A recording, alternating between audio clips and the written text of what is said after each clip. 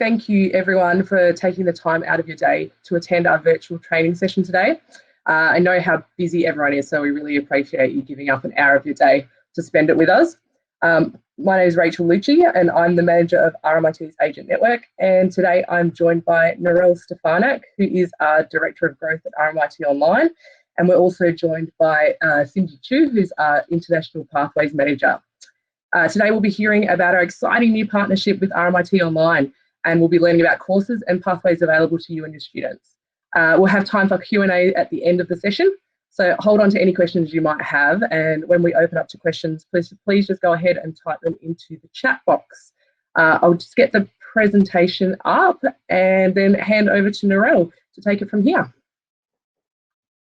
Excellent, thank you very much, Rachel. We're just going to slide back to the beginning a bit early. There we go. Excellent. Thank you for joining us today. As Rachel mentioned, my name is Narelle Stefanac and I'm the Growth Director at RMIT Online, which, I'm really fortunate to be in that position. I get to sit across all of our acquisition, our student enrollments, our marketing and new product releases, which is really exciting. So today we're going to be talking about the types of courses that we run through RMIT Online, which is a little bit different to the standard courses, and how you can participate in those for your students as well. So I thought what I might do is just give you a bit of an idea of how RMIT Online sits within the broader university. We were created about 3 years ago as an entity to look at what was happening in the future of work. So what are all the skill gaps that are existing both locally but also internationally, and to be able to design courses for lifelong learners. So how do we think about the skills that we need to upskill for the future, but then also to be able to think about the way in which that information is collected and injected into our curriculum.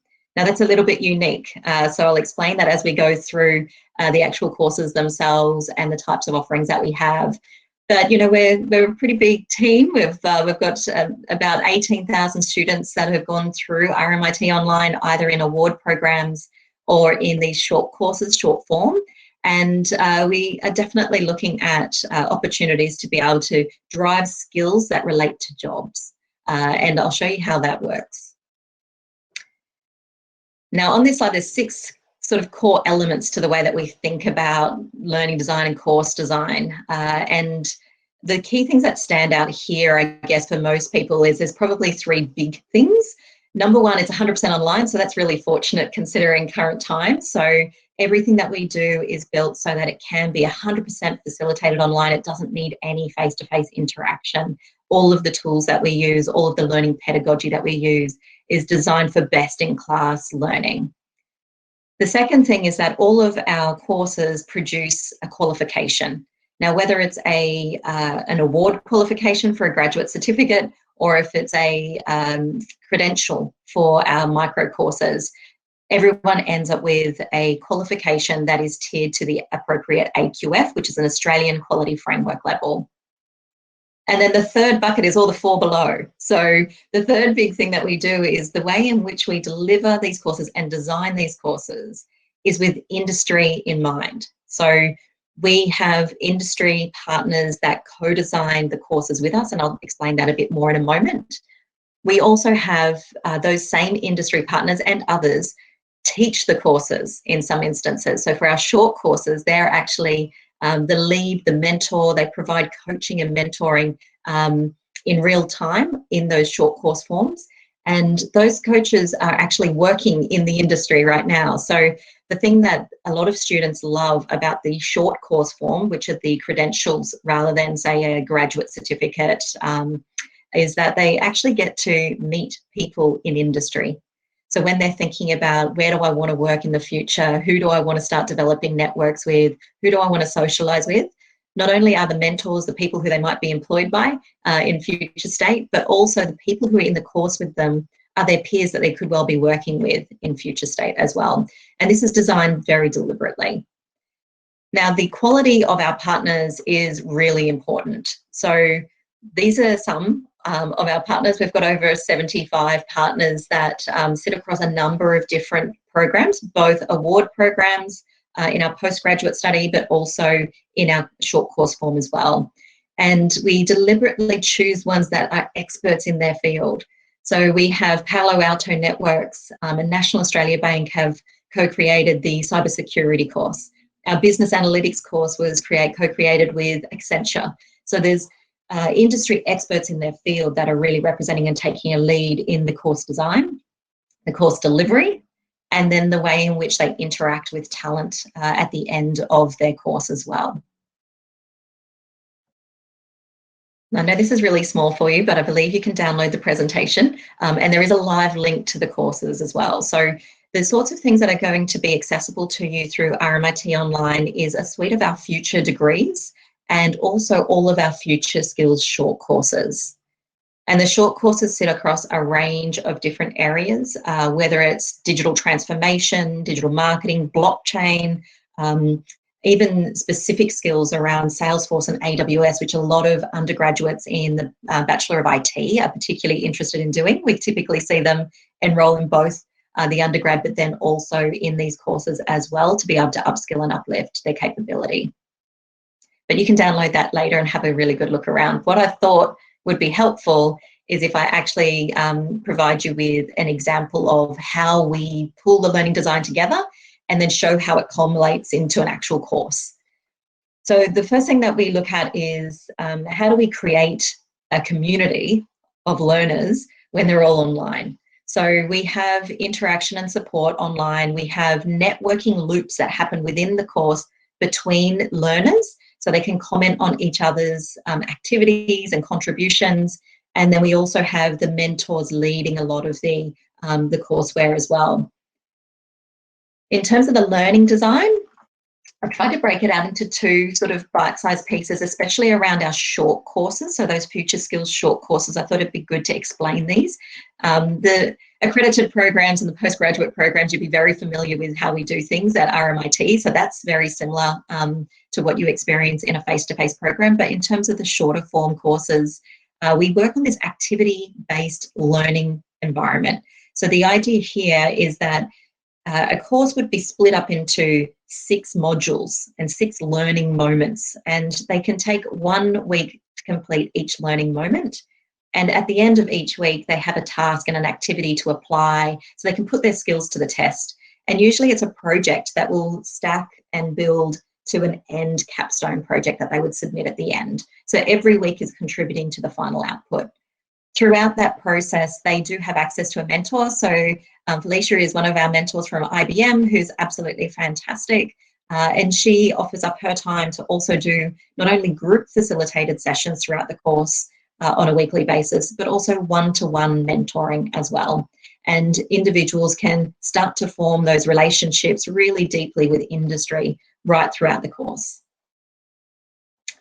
So here's an example. This is our cybersecurity risk and strategy course. It gives you a bit of a high level of what sort of skills people can learn in this course and how much it would cost. All of this information is available on our website as well, so you can see it really easily. And if you're particularly interested in this course, you can download the brochure. But ultimately in here is these 6-week learning modules. So you can see the sorts of things that they concentrate on 1 week at a time and how they scaffold together. So whether it's an introductory, how we deep dive into managing risk, how to think about preventing cyber attacks, these sorts of things are really prevalent in Australia and globally today. I just came out of a meeting with one of the major government departments this morning, where they're investing significantly into upskilling all of the community, but also the workforce, not only for government, but for small to medium enterprise right through to corporate enterprise, in cybersecurity awareness and safety. So how do we think about injecting cyber skills into the future of work? I thought you'd like to see maybe some of our mentors as well. I mentioned Felicia before, but this is also 2 of the mentors that are on that particular course. So these are ones that have worked with us either to co-create the courses or that they've actually been recognised as subject matter experts in their discipline, and we invite them in to be able to mentor and coach the students as they learn. And from that, I'm going to hand over to Cindy. Thank you. Thank you, Narelle. Hi everyone, I'm Cindy. I'm the International Pathway Manager in the Pathways and Operation team. So now I'm going to show you something about the pathways. When you finish this course in RMIT Online, where are you going to? So currently we are working on the pathways arrangements from RMIT Online to RMIT University programs. So it's very likely the College of Business and Law, it will be the first college to have the arrangement ready. So in general, students is expected to complete at least 2 RMIT Online courses to be matched to 1 RMIT College of Business and Law course. So here is an example for you. So potentially you probably can have a mapping like if you finish a digital leadership and a digital marketing strategy, or another one is a digital delivery with Agile, and you can be matched to 1 College of Business and Law elective course in either undergraduate or postgraduate level. So you might actually ask that, what about if I take 2 of them, like 3 of them, like digital leadership plus 2 of these courses in RMIT Online? Unfortunately, you can only have 1 because the digital leadership cannot be used for 2 electives. So the course mapping, to enter the program, some students might have a question that, does it mean that if I complete the RMIT Online program, the courses, and does it mean that I'll be eligible for the RMIT program? The answer is no. To enter the RMIT College of Business and Law programs and to receive the credit transfer from the RMIT Online courses, you also need to successful completion of the courses in RMIT Online, plus to meet the individual program academic English requirements. And you have to be aware that the courses must be completed within the 10 years to meet the RMIT credit policy. So we are working on all the arrangements at the moment. So more things will be confirmed later on the website. Yeah. So I'll pass it back to Rachel. Yep. Hi, everyone. So I'm just going to give a quick overview of the RMIT Online application and commission process. We did email this out last week, so you should have seen an email with this process. Yeah, so it's basically, these are the courses that are available for our agents at the moment. So it's all the Future Skills short courses and select graduate certificate courses, which we've listed below. So all this information we are going to put up on the agent portal on the website. So just bear with us, but we'll let you know when it is up and available for you to view. The application process. So currently we're working on moving all of these courses into the StudyLink application portal. But in the meantime, we wanted to get this out to you all as fast as possible. So we've put together a little bit of an alternative process at the moment while we're loading these into StudyLink. So at the moment for the Future Skills short courses, what you would need to do is go directly to the RMIT website, select the short course, select the start date from the list and click Enroll Now, and you'll need the student to make an account and enter all their information. So it won't be yourselves going in and putting in your information, it'll be the student information. Then they'll be checking out and making a payment through the RMIT Online payment portal with Visa, MasterCard or PayPal. After that, we're asking you to do one extra step, which is to fill out our RMIT Online record application form, which I'll show you shortly. It's just so that we can then match the agents to the students and to make sure that we can organise the reconciliation of commission. Slightly different with the grad cert courses. Basically, it's similar with selecting the graduate certificate course on RMIT Online website, the start date and enrol, but then you'll need to fill out, submit the course application forms and any supporting documents for the application to be assessed. And then after this, again, we're asking you to fill out this same online record of application form. Just to note that the students will be the ones that will receive all the enrolment information directly from RMIT Online to the registered email addresses at this point until we can get this all into StudyLink. We're hoping that this will be in very quickly. We're working hard to get this through and we'll let you know as soon as it is live. I'm just going to share my screen just to show you that form, and we will be, again, be putting all these links up on our agent portal, and they have been shared in the email that went out last week. Let me just go to this. Okay. All right, so It's a very simple form. So once you have applied and for your student, we would like you to navigate to this form, enter in your agency name and address and your email address, and then the student information, followed by if they have applied for a future skills course, you can select multiple courses if there's more than one that they have purchased. For the graduate certificate, just from the drop-down box, it's all the available graduate certificates there, and then enter in the course start date. We're also just asking if the student has applied for any other programs with RMIT, just so we can match it all together. If they have, please include the student ID number. If not, select no and submit, and then my team will be able to reconcile and be in contact about commission invoices and things like that.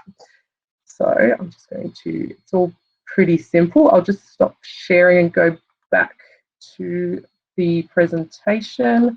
So we've actually reached the question time. So has anyone got any questions? Please feel free to add them into the chat. And myself, Cindy or Narelle will try and answer them.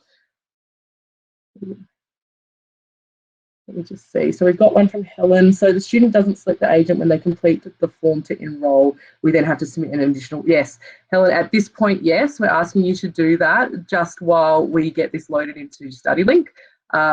Because RMIT Online is sort of a separate entity to RMIT University, they are currently in StudyLink, but our systems team are working to get those in, and they should be in soon. But this is just an interim stopgap, and we'll let you know as soon as it changes. What does it mean? So, sorry, what does this mean? Students fill the form themselves. How is the login system works?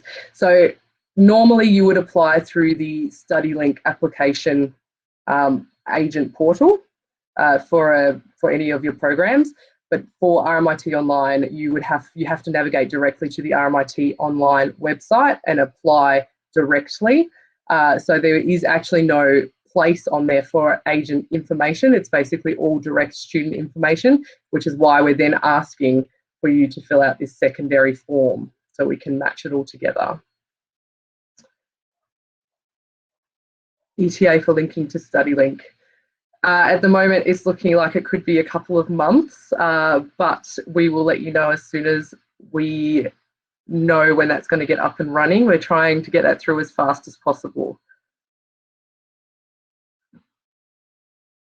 Please confirm that students who do not intend to study onshore in Australia qualify to undertake these online programs. Narelle, did you want to take that one? Sure. Anyone can take a Future Skills short course. There's no restriction.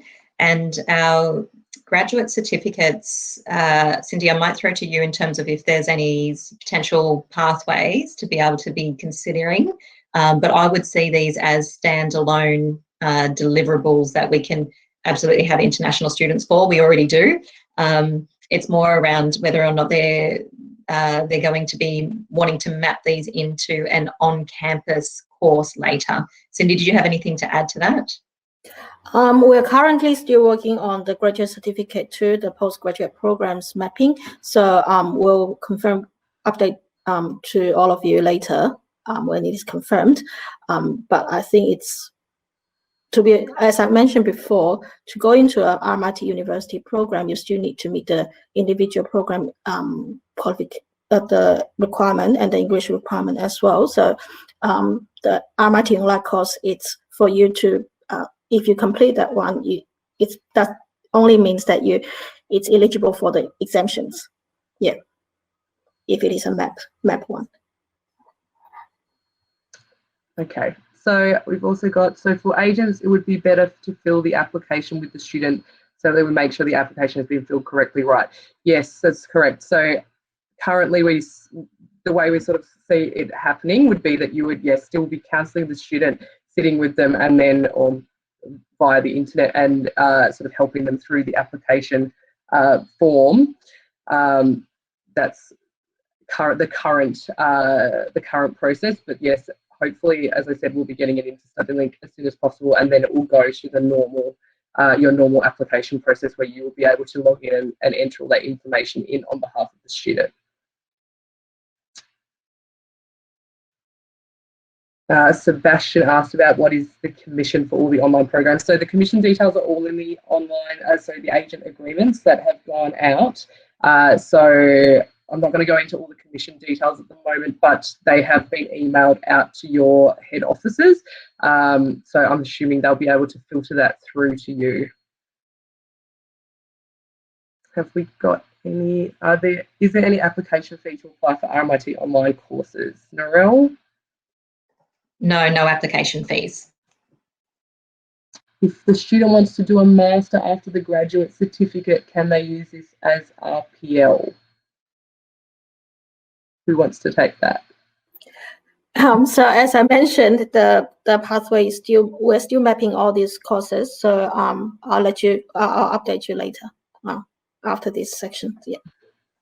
Yeah, some of them have already had the mapping completed, but there's others that haven't. So it'd be good to get a complete list. I know with the fact that the cybersecurity one is mapped to the masters, so that's one off the top of my head, but I might leave it with you, Cindy, to just check across the rest. Yep, I'll check after this one, and then after everyone. Yeah. Awesome, thank you. Okay, to take the online program, the students aren't required any English scores. Narelle? Yeah, I think Cindy picks up on this as well, but there are requirements for the graduate certificates, as with all other award programs. However, for the Future Skills short courses, no. I think the difference to probably call out is that if it's a postgraduate degree qualification, all of the same rules apply as you would have for everything else.